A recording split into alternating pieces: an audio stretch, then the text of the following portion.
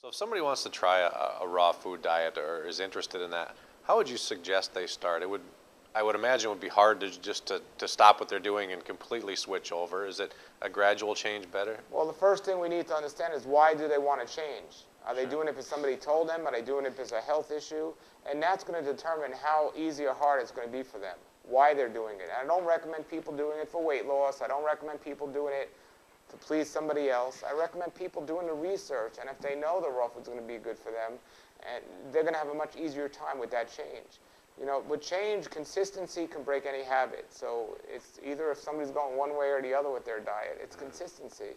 Now, I wrote a book called The Raw Life, Becoming Natural in an Unnatural World, to help people make that transition, because when they read that, they're going to understand how much better the raw foods are, and I have interviews in that book.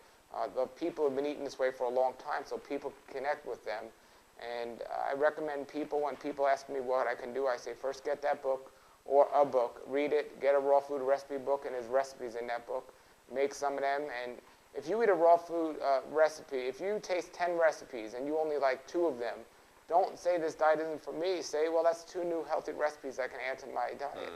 And it's just, whether it's diet or anything else, change is always tough.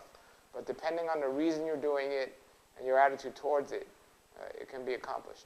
Do you find that that's one of the big misconceptions when you talk about recipes is that people think that there's nothing they can do besides just make a salad?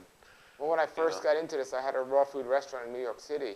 And I remember I got a job there as a chef. And I called my dad and said, I'm a raw food chef. And he said, you mean you make salads? He doesn't understand. You can make anything you can make cooked, you can make raw.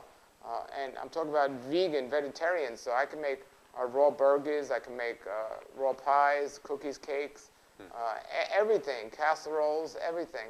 And that's what I do, and it tastes delicious. There's raw food restaurants happening all over the country now. And it's something people haven't heard of, so it's hard to understand. But I could serve raw food to people, and they don't even know it's raw. Really? It comes down to people that say, here's the average thing you get. You see somebody, oh, I don't like avocados. I go, really? But then they love a guacamole.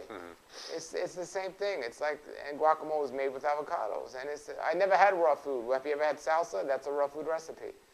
So it's just really, people will say things, but you can't listen to what they say. You got to